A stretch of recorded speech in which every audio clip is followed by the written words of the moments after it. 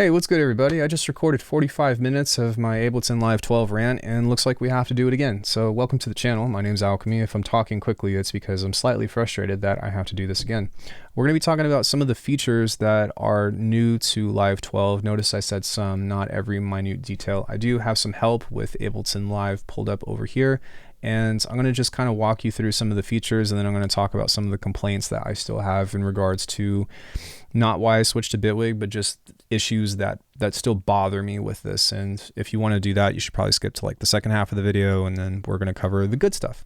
So first and foremost, this isn't going to be like a sound design showcase, other than I might use something as an example to actually complain about something. So we'll pull that up for now, and then I'll talk about it later. But really, we've got three major things to talk about, maybe four major things, and then we can get on with you figuring out whether or not Live 12 is worth the upgrade. Or if you're looking at DAWs and you're shopping around and stuff, you're probably not even going to know half of what I'm talking about, but there's that. Subscribe to the channel. So the first major thing that is really, you either love it or you hate it, is that there's a new filter option within the browser over here. I don't use this. I just have everything set to all, Control F, search for whatever you want, and then pull that in. That just seems to work a lot better for me. I don't like that I have to like type in something like auto filter and then I have to clear this filter in order to find it. Just Control F, auto filter, find what you need, Control F again, saturator, whatever. To me, this is the most efficient way to work, and I love that I don't even have to pull up a browser. I can just hit Control F and type in whatever I want. It's actually extremely efficient. If I didn't say that already, I don't even remember. So yeah, you either love it or you hate it. Some of the new devices that we want to talk about are some really cool things.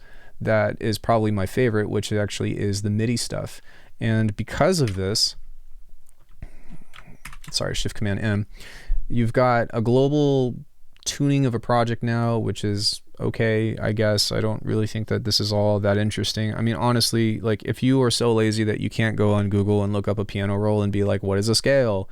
And look at this stuff. The visual thing is kind of nice, but honestly, I don't even like this. It bothers me. I'd rather just be like, this is okay, because now it kind of just shows the guideline about how to create a melody.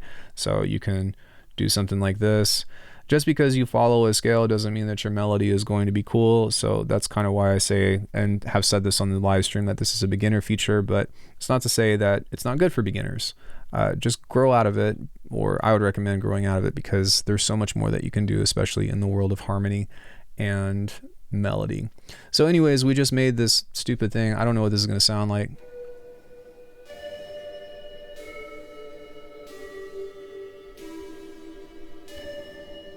Okay, I need that to hit home.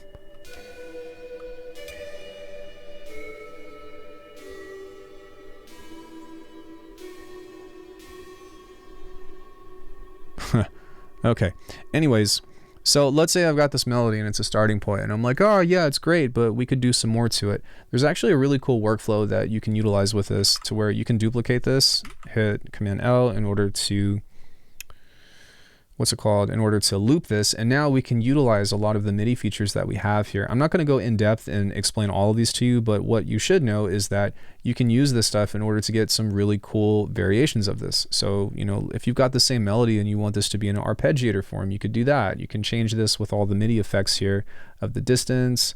You can change the gating of this. We can pull this down a little bit in order to change this into triplets if we want to, or sextuplets. You can humanize this, so you can kind of move everything. But one of the coolest things about this in general is that whenever I move a parameter on here, you actually see the Midi moving, and it's printed. So even though something like Bitwig has some incredible, insane Midi effects, the fact that you literally can see what's happening and the fact that it's already there is really freaking cool. I haven't quite mastered how to create these different variations and whatnot with what's going on. So for example, like the rhythm or the seed of how to get different variations and stuff. But look, like you can get some crazy stuff. So if you have something that is like a rack of mine, which is why I brought this up in the first place, this isn't even ready yet. So I'm not trying to sell you on anything, at least not in this video, unless if you're interested in the phase plant and Bitwig versions of this. But because we've got this crazy melody and stuff, we can start to change this and get a lot of crazy different sounds.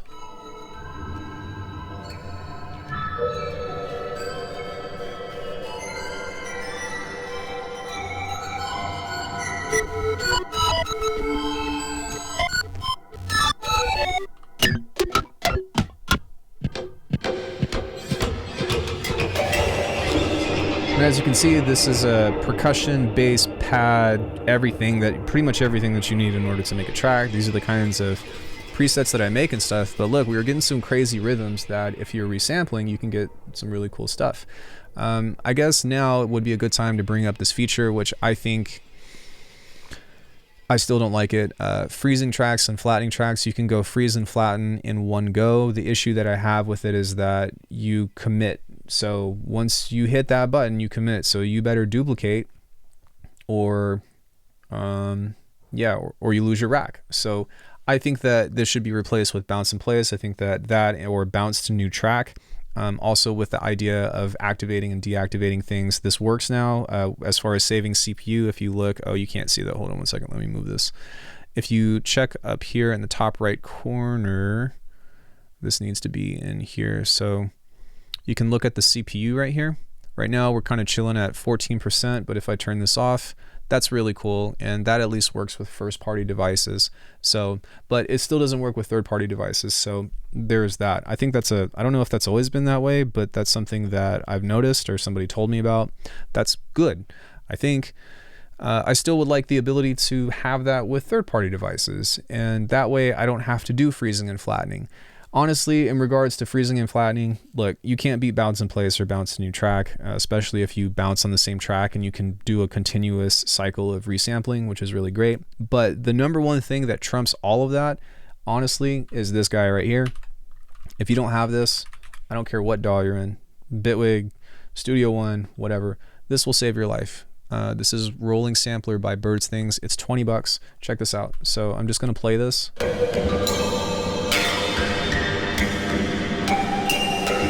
Let's go ahead and randomize this, create a new snapshot, randomize, create a new snapshot. This is one of the coolest things about about Ableton, I feel.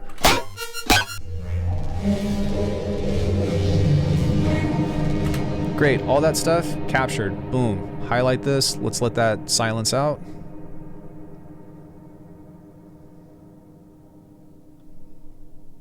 There you go. No freezing, no flattening, no BS. Just pull it right out.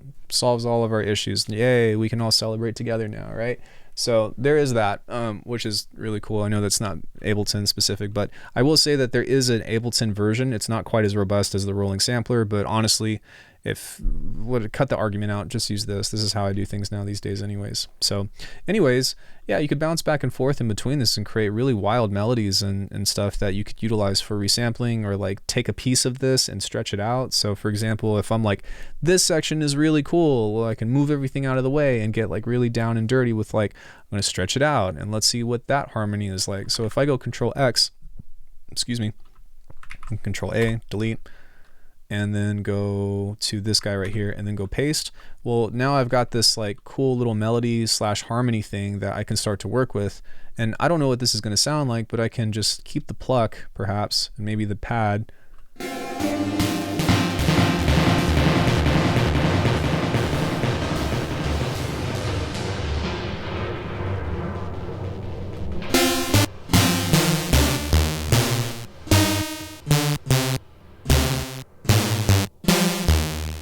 Okay, well, I mean, it's not my favorite, but we can turn this off and begin to start messing with this even more and pitching and stretching and stuff in between. And that's an incredibly useful tool.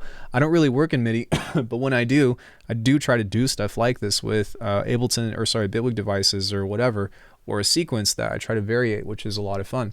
So there's that. So the next thing that I want to talk about is Roar, which is one of the other new things. We also have, I might as well talk about both of these. We have Meld and Roar, which Meld is okay. Roar is, I think, the better of the two. There's also another device that I'm thinking of, I can't remember off the top of my head. But anyways, Meld is kind of like a dual engine that can swap between these wavetables, or these, I guess, different versions of this, because this is actually like a detuning thing, which is like a Reese maker almost, or whatever. But yeah, this I wanted to talk about both of these at the same time for some sort, because I think that the highlights of these are the modulation, which goes into the biggest complaint, or one of the biggest complaints that I have about Ableton now these days anyways. But check this out. So this is cool, but it's also like really annoying, because if you look at this, these all have different modulation types on them. And that wouldn't be a problem if there was a way to nest devices or to like make this applicable to other stuff that's within the device itself. But the thing is that I can't utilize this cool modulation and form and wave shaping and whatever you want to call this in anything else except for meld. And so in order to utilize this, I have to create a group, and then I have to create a macro on this in order to map and then figure out what I want to map like this. And then I have to come into this, nest this device within here. And then now I could utilize whatever it is that I want to do. But the problem is that, typically speaking, this is a very difficult and annoying means of controlling stuff. And the issue is that if you have a group within a group, so let's say I've got something like this. Check this out. So I've got this rack or whatever. Let's say I group this. If I want to create new macros, say I'm like, oh, I want to map this to something inside of here. Look, I can't do that. I have to do that inside of a macro. And this is probably like the #1 killer of my sound design right now, because it's just really backwards. Now, there is, because we're on the topic of modulation, there is some cool stuff that kind of remedies that, which I didn't realize, but there's still another complaint that I have. The new mod system with this allows you to pretty much map anything that is on the channel, I believe. So if I go map and I want to map this, let's go fold, you'll see that it's moving. If I want to map something else that's in here, we can map that. And I think that I can move this and place it anywhere I want.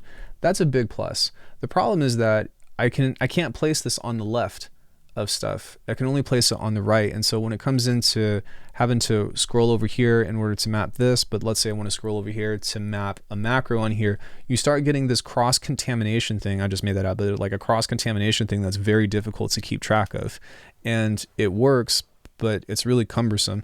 The other thing, and that's all I'll say about the modulation in general, well, for the most part, is that if you're using the mod source on this and you have something like an EQ8, the issue that I have with this is that it will map, but you won't be able to see what it's doing.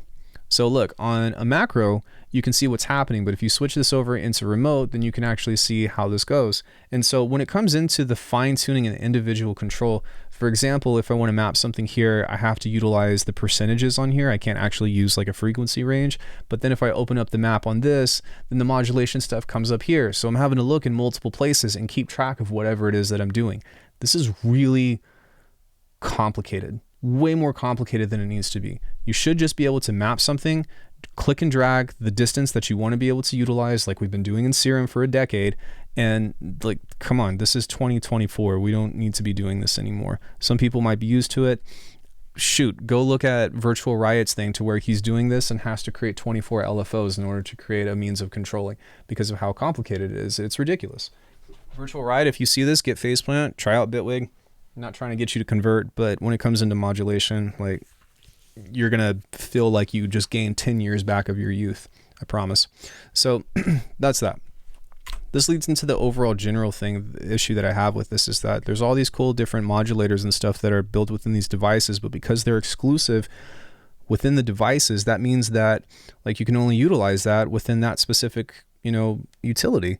And so like it sucks because like there's all this other stuff that I want to get into and try to, apply it to a bunch of different things. Like what if I want this waveform to be on a filter or something, right? I can't do that. I can do it on these filters, which has, these things specifically, but what if I want to do it to the delay time? What if I want to do it to an echo? Like I can't do that. And that's just really frustrating to work with.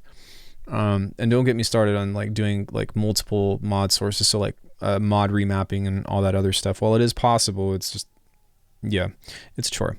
So back to the quality of these sounds. The meld thing is pretty cool. You can cycle between two waveforms and then each one has its own set of modulation.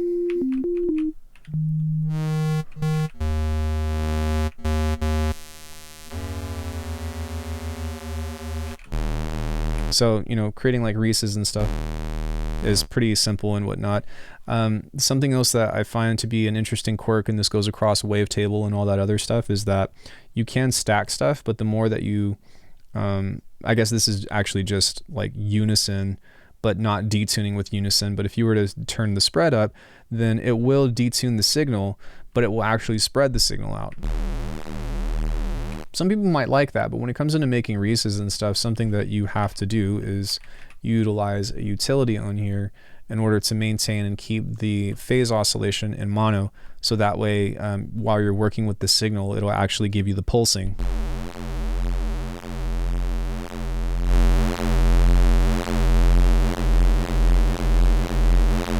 So, you know, that is a use case that you can do, but even with stuff like wavetable and whatnot, when you have that unison of like classic or whatever, like it spreads the signal out via stereo and there's no way to control that otherwise putting a utility on there, and that's just kind of weird. Yeah, other than that, meld is pretty cool. You really want to get mixed up with the modulation and then grab the matrix here and start messing around with the detuning and all that stuff. But I don't really feel like there's anything particularly special about it other than the cool LFO morphing. This should just be a modulator. Like this should just be, I don't know. I feel like different people designed these oscillators or whatever, and there wasn't any like cross-checking in between. Like this is the only plugin I think that actually has a limiter built into it, as far as I know. It's like, why don't they all have that? Why don't they all have this? It doesn't make any sense to me. Sorry, not trying to complain, but just, hey, these are some key points that I'm just like, what? So, excuse me. When it comes into Roar, on paper, Roar is really cool. I love that it has a random modulator built into it that's actually soft. So if we go to the tone frequency, if we go to filter 1 frequency and we hit down and then we hit a key, it'll start moving. We can set this to multi-band mode. I'm a little confused as to where to go whenever this pulls up, but in multi-band mode, what's neat is that you've got a low, middle, and high. I do believe that you can set the crossover. Yeah, so we can take the crossover all the way down to here and move that up. That's really cool. And then you've got an overall drive, and then you have different distortion amounts on each band, which is pretty cool actually. The one issue that I have with this is that even though the distortion models and stuff sound great, I do wish that two things. One, I wish that you had a custom wave shaper on here. FL Studio, you're still the king of that. You are the only DAW that actually has a custom wave shape maker. Why, I don't know, but hey, hats off to you. The other thing is that the filtering on this is very soft. So, you know, even if we were to cut this, let's actually just set this to a single channel. And then we can actually pull out of this, so that way you can, even though it's small. So that sounds pretty good, but something like the bandpass is extremely wide and extremely soft. I would have liked there to be like a 24 pole option, or even the morph option, or, you know, the notch I think is another great example, but like look how thin that is. Even when this is turned down all the way, it's extremely narrow, and I would like to have, like, you know, I would like to be able to do this with my notch. Something that is cool, I don't know why, but that sounded weird, is that you also have a peak. So that's pretty sick. So you can change the peak here and then change the resonance. So as opposed to just doing a band pass, you can utilize this in your low mids. So you can get really cool sounds like that. But yeah, I don't think that the filtering is there. And that's probably the big thing with this, is that modulation and filtering as a whole has been extremely difficult, I've realized. If you, in comparison, take a look at what I'm doing with phase plant and stuff, you'll see that I'm usually utilizing like an EQ, sorry, like some kind of parametric EQ. So something like this. And EQ8 has a great feature that you can scale stuff. So when it comes into making like vocal tones or something, let me go back to meld instruments. Then you can get really cool vocal stuff by using the scale. So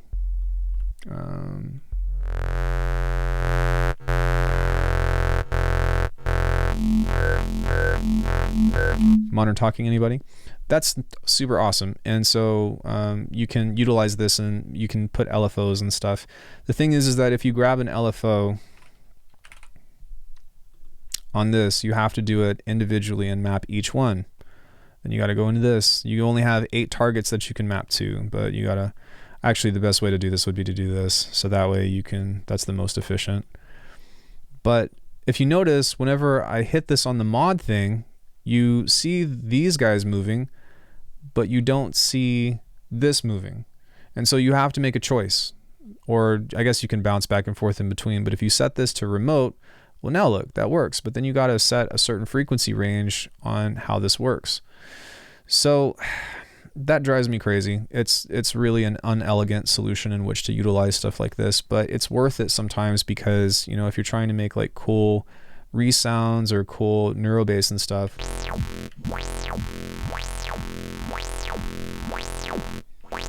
That does not sound interesting. For whatever reason, I have to chase down whatever this is, and then I have to like, yeah, it's pretty annoying. So here it is. So this guy.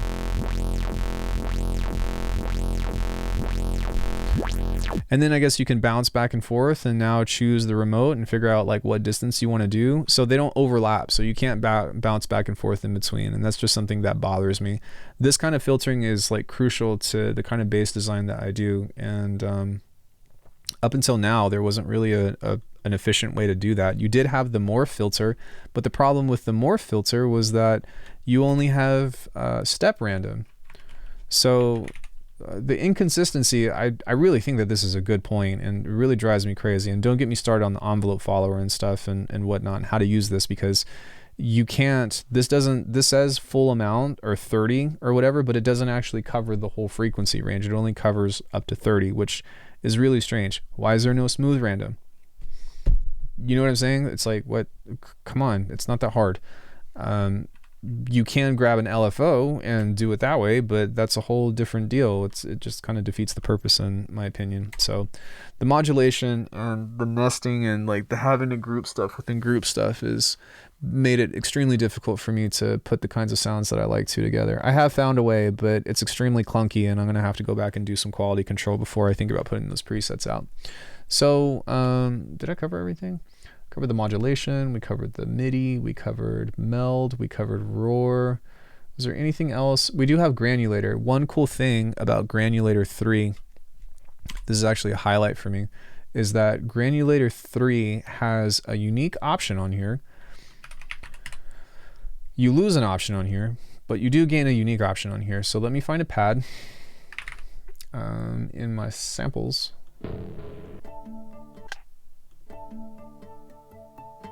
That's fine, I don't even care. You can now choose between 3 different modes on here, between classic, loop, and cloud. And what is actually really cool about this is that in Bitwig, not trying to compare, you can morph between the regular sample mode, the wavetable mode, and the granular mode. But in this one, you don't have to re-trigger the MIDI. So if you lay down one note, which I think is super sick, I'm gonna sneeze here in just a second. It's not coming yet, but it's gonna happen here in at some point in time. But yeah, so if you hit play,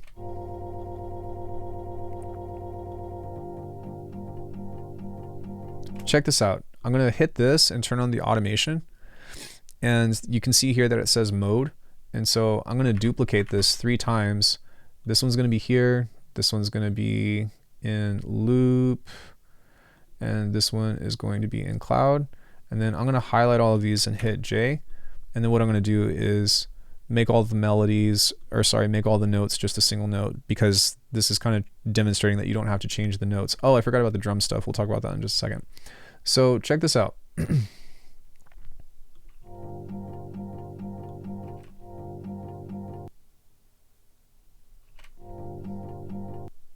We might need to change that. So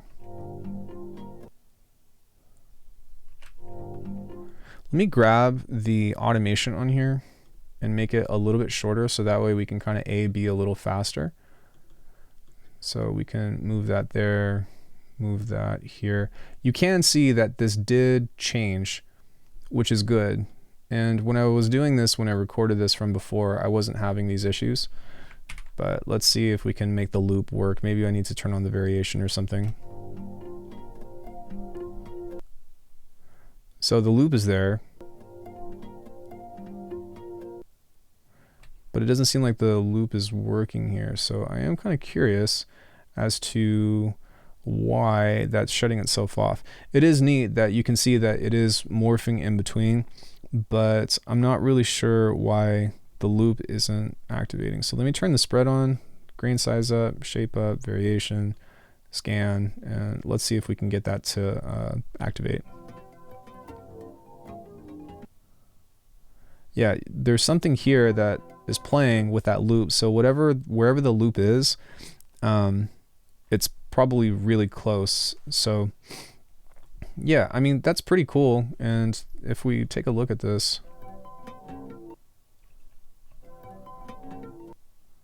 it would be nice to see what's going on within this, because I'm not really sure why that's not bouncing back and forth. It's almost like it's jumping. Yeah, see, the loop or the playback thing jumps back over here, which is kind of strange. But anyways, so again, something interesting, and this was made by a different person, but look, we have random and move. So it's like, why is that modulation built into something different? This one is a little bit different because of that guy, but even still, you can see that it will jump between the modes without you actually having to re-trigger another note. And I think that maybe it's just buggy or something, because this was working the last time that I did it, but that's still pretty cool. So the last thing that I want to cover, let's end on a highlight, is the drum rack. And the drum rack now has something that's kind of similar to EXO or Atlas or some of the other AI stuff, which is pretty cool. But if we go Command F, drum rack, and I said we're going to end on a high note, but I do have one more complaint, so I lied to you. So this is really cool, because if you don't like the sounds that you're using within a drum rack, you don't have to, you know, start scrolling through or whatever. Let's say I like this, or I don't like this rim shot. I'm like, I want to change it. Well, you can go to this little similar sound thing right here and just swap it.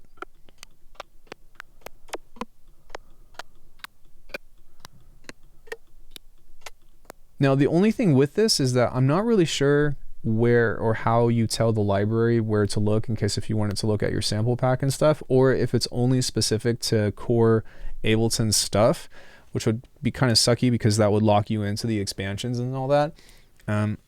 I have a feeling that there is a way to do it, but I'm not quite sure. But even still, it's cool that the technology is built in and that you can find different variations to your drums if you just kind of want to swap out for a similar sound. Now with like EXO and all that other stuff, I guess you can hit undo, but it would be nice if there was kind of like a paper trail to where like you can kind of scroll through those quickly, kind of like how you can in Atlas and EXO respectively. But it's okay. It's, you know, we'll take it. It's decent. So the last thing that I would like to talk about that grinds my gears is that the audio editing on Ableton really needs some love. This is one thing that ultimately pushed me towards the other direction, but if we type in like a kick or something, I think that they did fix a couple of things. So we'll take that one because we can recognize that, but oh shit, no. We'll take this one, sorry. So one thing with this is that if you duplicate this, kind of like so, all of these are relatively, like, let me back up. In order to change this, you have to double click in order to pull up the inspector. Now, one cool thing about this is that you actually can highlight all of these and you can change the pitch of them. I believe, anyways, I did it last time to where I was moving the pitch. Let me turn the warp off and see if these will, yeah, so that's pretty cool. I think that this is a recent feature that has been added, but the issue is that you can still only do like stretching and stuff one sample at a time. So say I wanted to do a fade, I can't apply fades to all of these. I also think that you should be able to change the gain of each of these without having to open up the inspector control. I just feel like it would be really nice if there was some built-in features that allowed me to kind of work with this in a way that didn't have to like make me jump between these menus all the time and then double click off in order to get out of it, right? And not only do you have to double click out of it, I guess you can do the little tab right here and toggle, but to me, it's doing this is the same thing as doing this. If I hit tab, yeah, there might be a keyboard shortcut that you can set up, but it's still not the most elegant solution. The other thing is that you can only stretch this up until 999, if you see here. Once you have that, you have to bounce the sample out and resample it. It would be cool to be able to just, I don't know, mangle a waveform until it's just a fractal or something and destroy it to heck, because that's how we get some cool sounds sometimes. So it has improved. It also has some warp modes, or not warp modes, but yeah, it has a warp mode over Bitwig that I actually still prefer. But those are the biggest things that kind of am like, ugh, dude, come on. I did have a couple of comments about Live being faster and about Live being, you know, more efficient than Bitwig. I disagree. But I will say that compared to Ableton Live 10, because I skipped 11, this opens up 10 times faster. So if I were to close out of this, let's just open up Live 12 very quickly. Tears of the Kingdom. Check this out. It's pretty fast now, which I have a lot of appreciation for. If we were to open up Bitwig,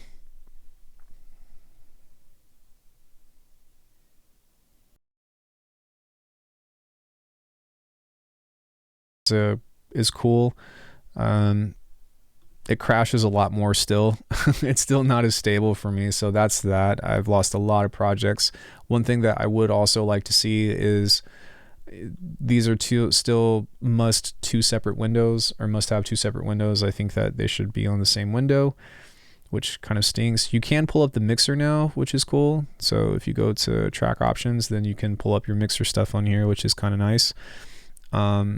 Which is an addition. Also, there's this thing at the top where if you go to options, you can't see it, but you can actually change this to where you can find the excuse me, the track delay and the CPU usage. So I think we need to go to view, and then we need to go to arrangement, track controls, mixer controls, track options perhaps.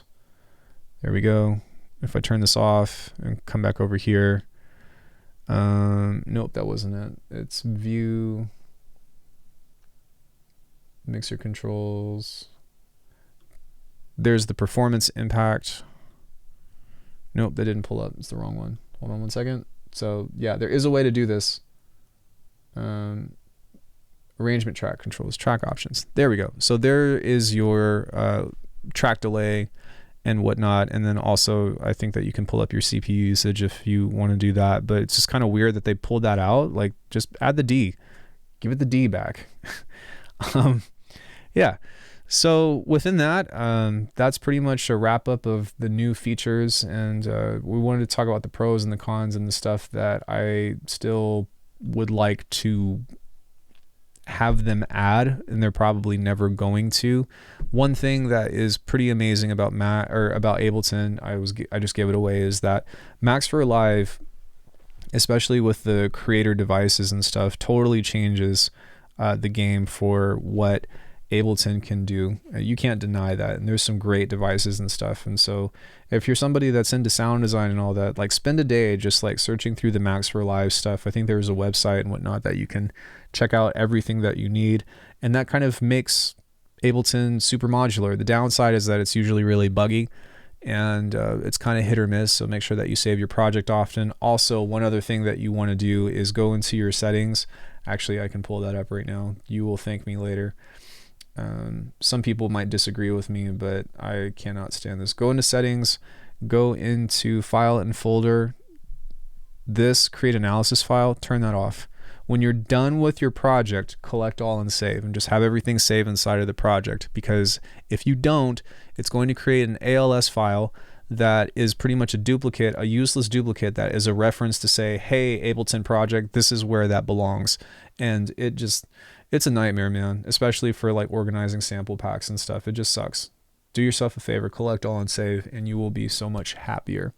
So I think that is all of the features within this. I'm curious to know what you all think about Ableton Live 12. Look, I know that this is primarily a Bitwig channel now, but I still use Ableton Live 12 for lots of different reasons. For one, they still have a video editor. We can talk about more of the comparisons. I've already talked about the comparisons and stuff between the two on a recent live stream, and you can check that out later. But yeah, that was very long-winded, lots of talking. Hopefully you didn't expect me to like bang out a track or whatever. I've got plenty of videos where I do that from scratch. This is more so just some information on like, this is new, this is what I like, this is what I don't like. So in any case, thanks for watching, everybody. I hope that you all have a lovely rest of your evening. Feel free to ask me any questions if you have it in the comments. Keep it respectful, and I'll see you all later.